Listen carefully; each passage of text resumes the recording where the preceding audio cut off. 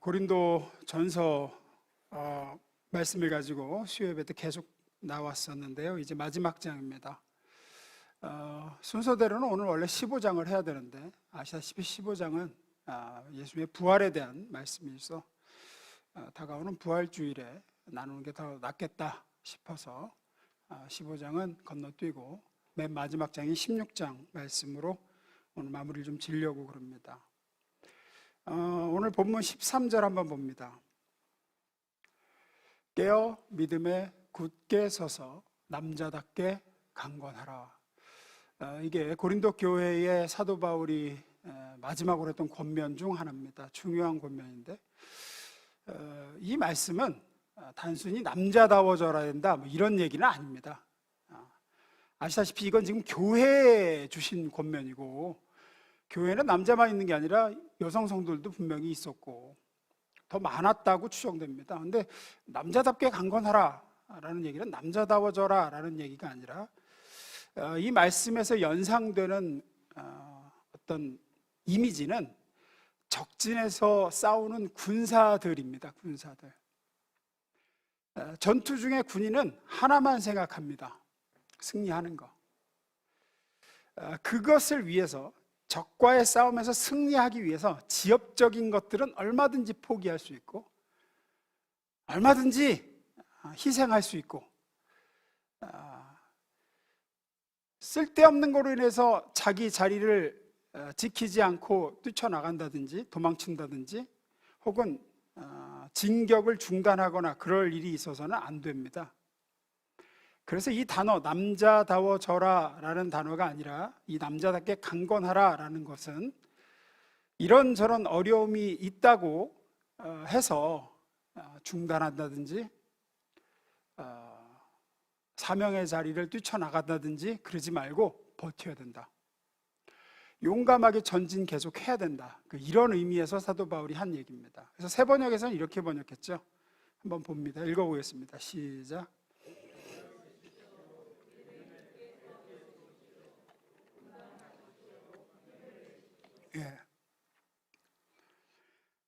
예를 들어서 적과 이렇게 대치 중에 있는, 그래서 참호를 파고 방어선을 구축하고 자기 자리를 딱 총을 들고 지키는 군인이 옆에 전우하고 성격이 안 맞는다고 해서 난 쟤랑은 같이 못 있겠다고 자기 자리를 이탈해 부대를 벗어나거나 그런 일은 없습니다. 군인은.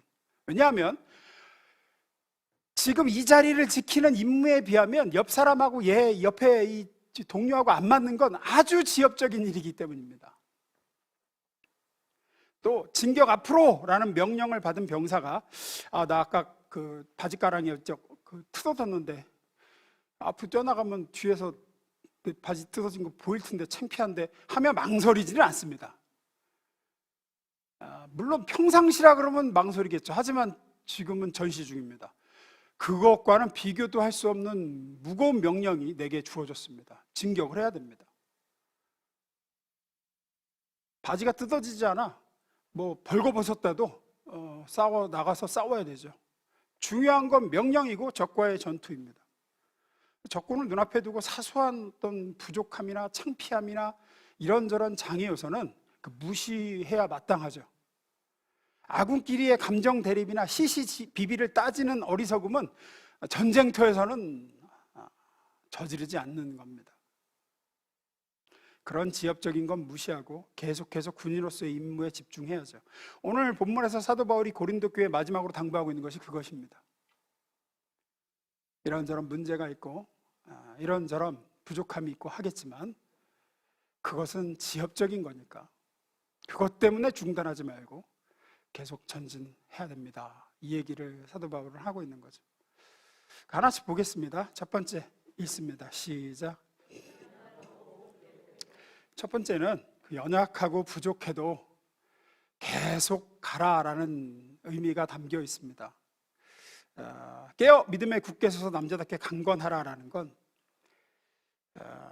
작은 것 때문에, 작은 내 자신의 문제나 자신의 어떤 부족함을 바라보면서 내 약함이나 이런 것 때문에 더 중요한 사명이 멈춰서는 안 됩니다. 이런 의미죠.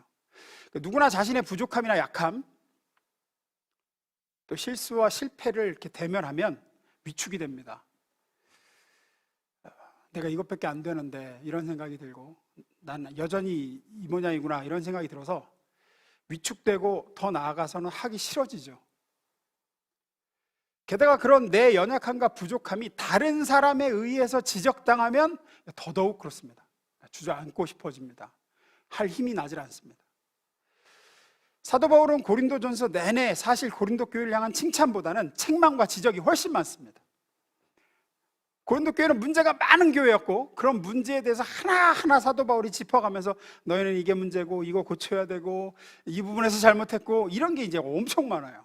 앞부분에 칭찬 조금 하고 1장에 잠깐 나오고 그 뒤로는 계속 책망해요. 그만큼 고린도 교회 성도들은 연약했고 부족했습니다. 하지만 그럼에도 바울은 맨 마지막 장 16장에서 계속 가야 된다고 얘기합니다. 당신들의 지금 교회에 문제가 많은 거 알고 있습니다. 이런저런 부족함이 있고 연약함이 있는 것도 알고 해결되지 않은 죄 문제가 있는 것도 내가 압니다. 하지만 그렇다고 낙심하거나 주저앉는 건 더더욱 안 됩니다. 깨어 믿음에 굳게 서서 남자답게 강건하라.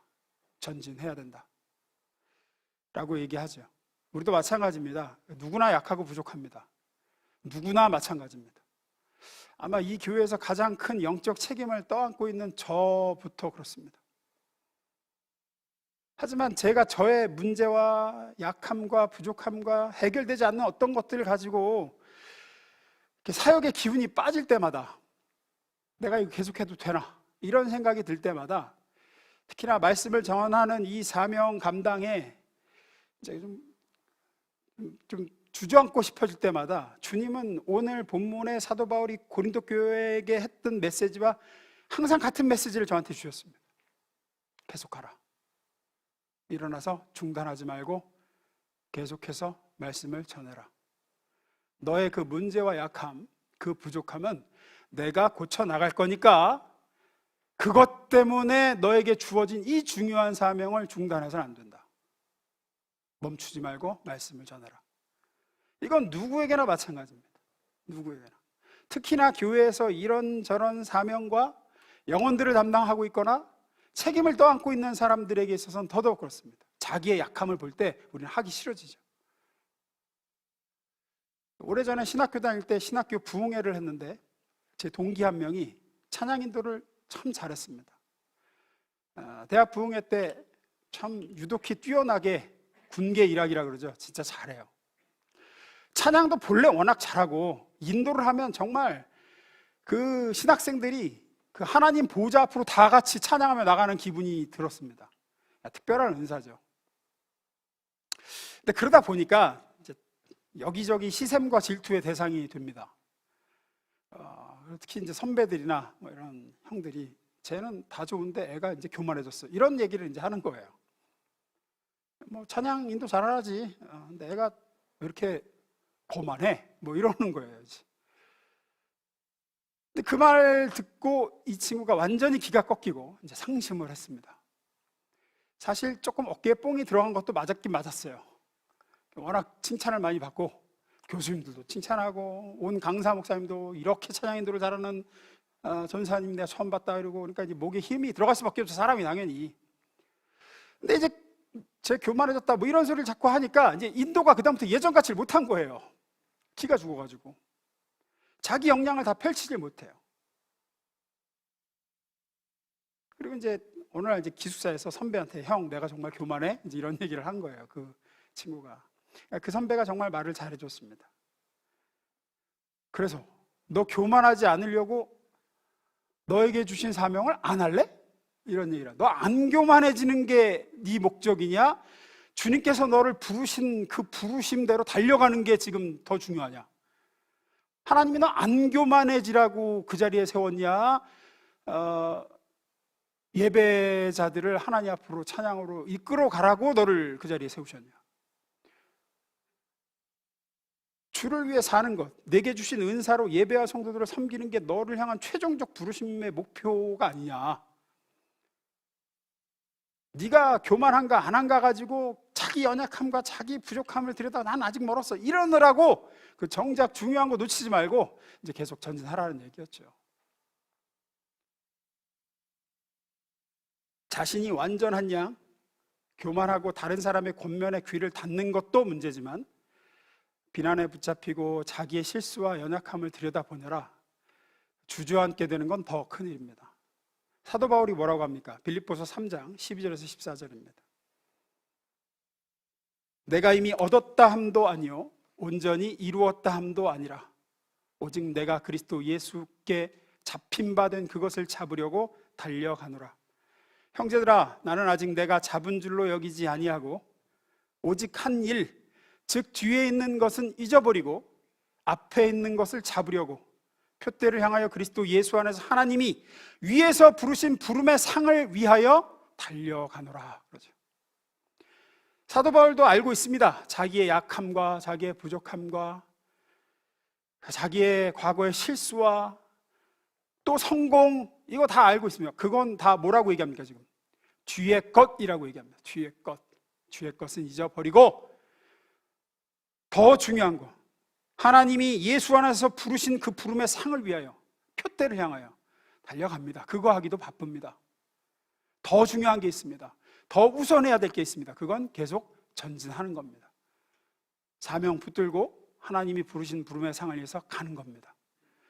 마귀는 우리의 연약함과 부족함을 자꾸 바라보게 만들므로 사명의 자리를 떠나게 만들든지 주저앉게 만들고 중단하게 만듭니다. 목표는 중단시키는 거예요. 바울은 고린도 교회 성도들에게 이 이야기를 하는 겁니다. 당신들을 파닥 만든 거 잘못한 겁니다. 음행을 저지른 것도 큰 죄악입니다. 은사를 남용한 것도 심각한 문제입니다. 하지만 그런 것들을 후회하고 자책하고 탓하느라고 정말 중요한 것, 서로 사랑하고 은혜의 복음을 증거하고 주의 몸된 교회를 섬기고 주께서 각자 맡기신 사명을 감당하는 일, 그것을 멈추어서는 안 됩니다. 남자답게 강건하십시오. 믿음에 굳게 서십시오. 우리도 과거의 실수와 지금의 부족함과 약함과 해결 안 되는 문제와 죄를 들여다보느라 정작 주 예수께 받은 더 중요한 사명의 걸음을 멈추고 주저앉아서는 안 될 줄로 믿습니다. 일어나서 계속 가십시오. 여러분보다 더 어린 영혼들을 돌보십시오. 내가 이거 해도 되나? 하나님이 맡기신 사역입니다. 이 짝도 이 모양인데 그건 주님께서 이제 고쳐 계속 나가실 겁니다. 사역의 자리를 지키십시오.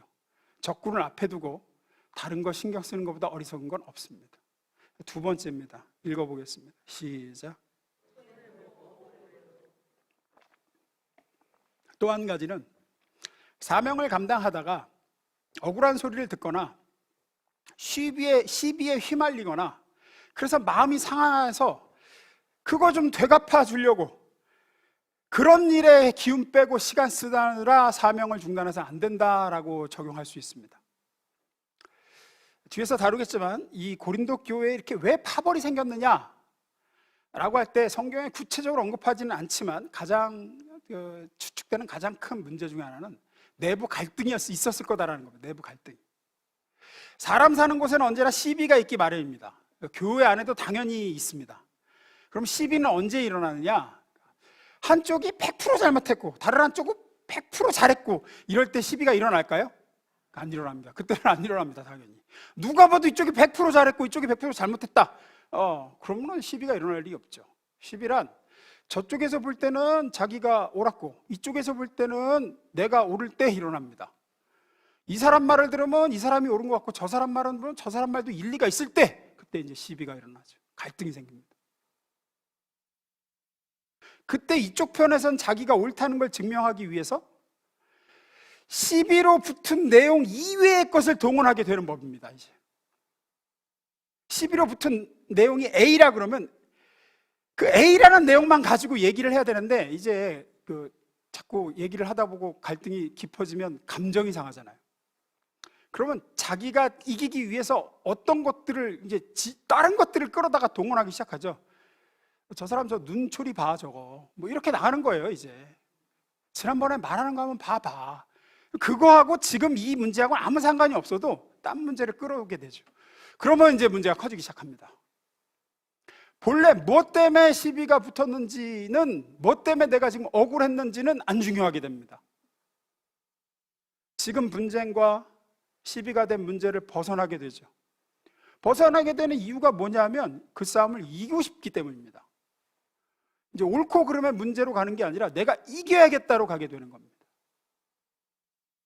고린도 교회는 이 싸움에 심하게 휘말려 들어 이기기 위해서 동원한 것들이 뭐냐? 나는 이런 신령한 은사를 받았다. 나는 너보다 영적으로 우월해. 까지 동원하고 더 나아가서 이제 난 누구에게 침례받았다. 그러니까 파벌이 생겼죠. 고린도 교회 보면 바울파, 게바파, 아볼로파 생긴 이유가 뭐냐? 개인적인 싸움과 시비에 주변 사람들을 끌어들인 결과일 가능성이 큽니다. 1대1의 싸움에 응원군과 동맹군을 끌어들여서 이제 파벌이 생기게 된 거죠. 이겨야겠으니까 서로 사람들을 모으고 규합을 하기 쉽습니다. 우리나라 전라도, 경상도 갈라지듯 내가 저 사람하고 시비가 붙었으면 나 바울에게 침례받는데 바울에게 침례받은 사람 잠깐만 모여봐. 내 얘기 좀 들어봐. 이렇게 되는 거죠. 저쪽은 나 바나바한테 침례받았는데 바나바한테 침례받은 사람 잠깐만 다 모여봐. 우리가 남이야? 이러면서 자기 억울함을 풀고 내가 옳았다는 것을 알기 위해 여론을 형성하고 자연스럽게 세가 모이기 시작합니다. 이 내 편을 만드는 작업을 안 할 수만 있다 그러면 사실 교회의 갈등이라든가 분쟁은 찻잔 속의 소용돌이로 성냥 치익하는 그 불꽃으로 끝날 수 있는데, 언제나 사람은 편을 만들고 싶어 하죠. 내 지지자를 모으고 싶어 합니다. 내 억울함을 나 혼자는 감당이 안 되게 풀어줄 사람들을 함께 모이기 시작합니다. 그렇게 해서 커지기 시작하면 성냥불에 이제 불쏘시개가 모이고 장작이 모이고 이러면 걷잡을 수 없는 불이 되죠. 나중엔 거대한 폭탄이 되어서 교회에 큰 어려움을 주기도 하고 아예 교회를 통째로 날려버리기도 합니다. 자기가 자신을 폭약으로 삼아버립니다. 의의 병기로 주를 위해서 십자가를 지는 자가 아니라 교회를 폭파시켜버리게 된다고요. 언제 그렇게 되냐? 사명에 집중하지 않고 내 억울함 풀겠다, 혹은 저 사람 손 좀 봐줘야지, 이렇게 나가는 순간 그렇게 됩니다. 이런 교회를 향해 사도 바울은 깨어 믿음에 굳게 서서 남자답게 강건하라고 얘기합니다.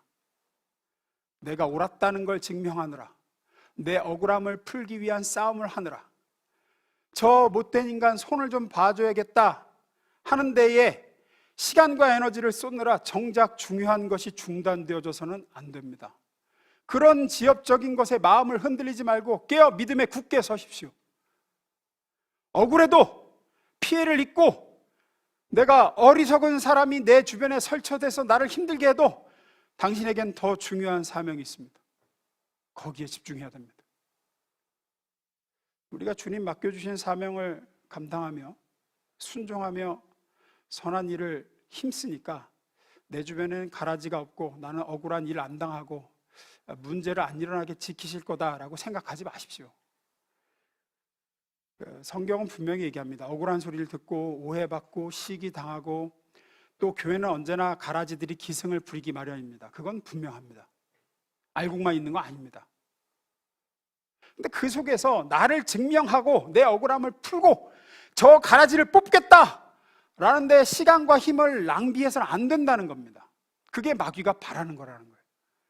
오직 하나님이 기쁘시게 하는 일을 위해서, 하나님이 내게 맡기신 더 중요한 진짜 적과의 싸움을 위해서 기꺼이 찌고 참고 당하겠다. 이게 남자답게 강건한 겁니다. 억울한 것을 따지면 예수님보다 억울한 분은 없으셨습니다. 그 예수님께서 아무든지 나를 따르려거든 자기를 부인하고 자기 십자가를 지고 나를 쫓을 것이라 라고 말씀하셨습니다. 자기 부인과 십자가는 예수님이 말씀하신 한마디로 자존심도 없고 존재도 없고 말도 없고 그런 겁니다. 그냥 시체가 되라 이겁니다. 나는 억울하다, 나는 원통하다, 내가 옳다, 저 가라지를 그냥 두면 안 된다, 저 인간 손 좀 봐줘야 된다, 이걸 첫째로 두지 말라는 겁니다. 이 일로 결국 누가 이익을 볼 것인가? 최종적으로 누가 기뻐하게 될 것인가? 하나님이 기뻐할 것인가? 아니면 마귀가 기뻐할 것인가? 이게 교회에 유익이 될 것인가? 아닌가? 복수심과 원한으로 나아가면 어떻게 되느냐 하면, 결국은 이제 상대를 이기기 위해서라면 나는 뭐가 돼도 좋다, 이렇게 돼버립니다. 그게 복수심의 본질이거든요. 저 사람이 창피를 당하고 저 인간이 망하는 꼴, 저 사람이 꼬리 내리는 꼴을 볼 수만 있다면 나는 망해도 괜찮아.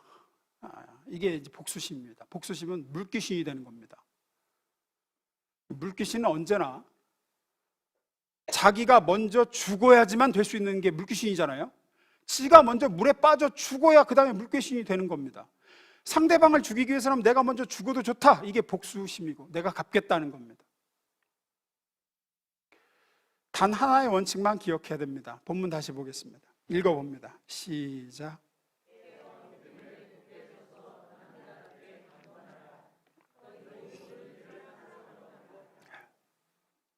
고린도 교회가 파벌이 나뉘게 된 그 원인, 갈등과 분쟁과 그런 것에 여러분의 에너지와 시간을 쏟고, 그러면서 정작 여러분이 감당해야 될 사명들이 중단되어졌습니다. 그래서는 안 됩니다. 깨어 믿음에 굳게 서서 남자답게 강건하십시오. 모든 일을 사랑으로 행하십시오. 억울하면 억울하십시오. 분통이 터지면 그냥 분통이 터진 채로 있으십시오. 그 사랑으로 행하라 할 때 사도 바울이 고린도전서 13장에서 우리가 전에 나눴듯이 사랑의 제일 첫 번째 행하는 게 뭐라 그러죠? 사랑은 오래 참고 그러죠. 참으란 얘기입니다. 참으라. 여러분이 중요한 사명을 감당하기 위해서 개인적인 억울함과 손해는 참아내셔야 됩니다. 가라지가 눈에 띄어도 내가 뽑겠다고 팔 걷어붙이지 말고 주님이 맡겨주신 추수하는 일에 집중하십시오, 그 얘기죠. 로마서 12장 17절 19절에는 같은 얘기를 이렇게 합니다. 아무에게도 악을 갚지 말고 모든 사람 앞에서 선한 일을 도모하라. 할 수 있거든 너희로서는 모든 사람과 더불어 화목하라. 내 사랑하는 자들아, 너희가 친히 원수를 갚지 말고 하나님의 진노하심에 맡기라. 기록되었을 때 원수 갚는 것이 내게 있으니 내가 갚으리라 고 주께서 말씀하시니라. 그 일은 주님께 맡기고 너는 네가 해야 될 일에 집중해라. 이 첫 번째, 아무에게도 악으로 갚지 말고 했다. 악을 악으로 갚는다는 게 참 정확한 표현입니다. 누가 악한 일로 나를 괴롭히면 보복하고 싶은 마음이 들어서 그걸 갚아주고 싶습니다. 그럼 갚아주려면 악한 일로 나를 괴롭힌 것보다 최소한 그만큼이거나 그거 이상이어야 갚아줄 수 있게 됩니다. 그죠? 갚아준다는 건 그런 의미입니다. 똑같거나 그도 같거든요. 그러면 당연히 나는 상대보다 더 악해질 수밖에 없습니다. 그래서 성경은 오늘 이 로마서에서는 주의 진노하심에 맡기고 너는 모든 일을 사랑으로 오래 참기 힘쓰라. 그러니 부탁드립니다. 악역을 맡지 마십시오. 악역을. 누군가는 해야 되는 일이고 누군가는 나서서 처리해야 할 필요악이라는 생각이 들어도 나서지 마십시오. 저 가라지를 내가 손을 좀 봐야 되겠다. 가만두니까 안 되겠다. 계속 이렇게 당하고만 있을 수는 없지 않은가. 나라도 나서자. 그래, 내가 십자가를 지자. 하지 마십시오. 그건 십자가를 지는 게 아닙니다. 십자가를 지는 건 반대예요. 예수님처럼 도살장에 끌려가는 양처럼 입을 열지 않는 거예요. 그냥 침을 뱉고 그냥 뭐 눈을 가리고 뺨을 때 너 때린 사람 맞춰봐라. 그래도 묵묵히 하나님이 맡기신 길을 가실 뿐이었어요. 예수님. 그냥 마귀가 어떻게든 십자가를 못 지게 하려고 난리를 쳐도 거기에 예수님은 시간과 에너지를 뺏기지 않으시고 주님께서 아버지께서 받은 사명, 대속의 그 길, 온 인류의 죄를 대속하는 그 길에만 집중하셨죠.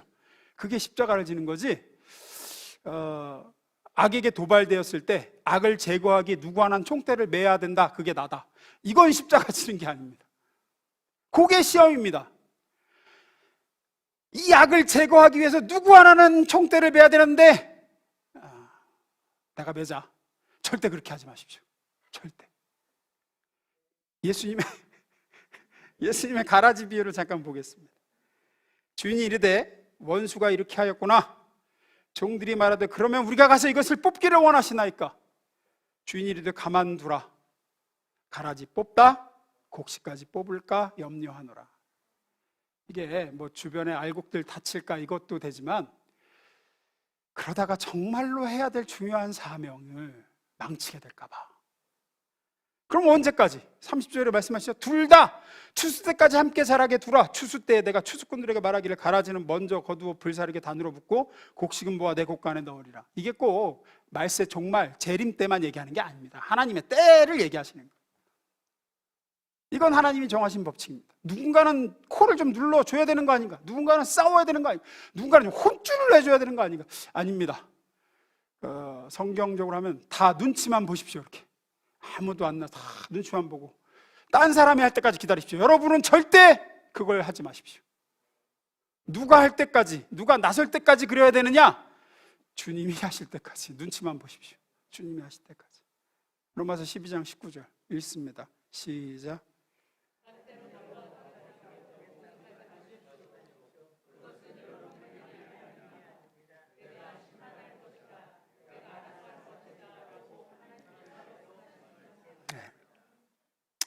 말씀 마무리 있습니다. 고린도 교회는 문제도 많고 연약함도 많은 교회였습니다.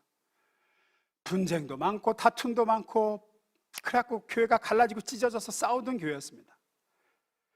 그렇지만 사도 바울은 그런 교회를 향해 맨 마지막에 권면하는 말을 이렇게 합니다. 더 중요한 주 예수께 받은 사명을 그런 것 때문에 중단되어져서는 안 됩니다. 여러분 연약한 거 압니다. 여러분 아직 해결 못한 죄들이 있는 것도 압니다. 부족한 거 압니다. 하지만 주저앉아서는 안 됩니다. 계속 가야 됩니다. 여러분 억울한 소리 듣는 것도 압니다. 갈등과 충돌이 있는 것도 압니다. 그 사람 때문에 너무 힘든 것도 압니다. 하지만 거기에 시간을 뺏기고 거기에 싸움을 싸우느라 정작 진짜 싸워야 할 싸움을 망쳐서는 안 됩니다. 그건 하나님께 맡기고 여러분의 사명에 집중하십시오. 우리도 마찬가지입니다. 여러분들에게 맡겨진 하나님이 주신 더 귀한 사명이 있습니다. 그것은 그 어떤 것을 이유로도 멈춰줘서는 안 됩니다. 주저앉아서는 안 됩니다. 자신에게 실망된다고 주저앉지 마십시오. 계속 가십시오. 제가 이런 주제의 설교를 들 때마다 늘 들었던 예화가 있습니다. 그만큼 저한테 강렬하게 와닿던 영화의 한 장면이에요. We Were Soldiers라는 영화인데, 북베트남군하고 막 미군들이 싸우는데 전세가 너무 이쪽이 열세예요. 미군이 숫자가 너무 부족해. 저쪽은 무한 계속 쳐들어와. 그래서 이제 어떻게 하냐면 미군은 폭격에 의지할 수밖에 없어요. 무전병한테 지휘관이 빨리 폭격 지원해, 좌표 불러 해갖고 이제 무전병이 좌표를 부르는데, 처음엔 잘 부르다가 중간에 한번 실수를 해요. 아군 쪽으로 좌표를 잘못 불렀어요.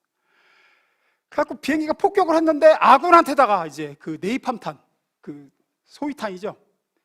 불타는 불 태워버리는 폭탄을 아군 쪽에 투하했어요. 무전병이 잘못 불러가지고. 그래갖고 자기 눈앞에서 자기 전우들이 막 불타갖고 비명지르며 죽어가는 걸 봅니다. 그리고 무전병이 넋이 나갑니다. 내 실수로 지금 몇 명의 아군이 죽은 거야. 내가 무슨 짓을 저지른 거야. 그리고 무전기를 든데 아무것도 못해요. 주저앉아 있어요. 근데 지휘관이 얘기하죠. 지금 그 실수는 빨리 잊어버리고 빨리 다음 폭격 지원 요청해라. 지금 우리를 살릴 수 있는 건 너밖에 없다. 네가 네 사명에 집중하지 못하면 우리 다 죽는다.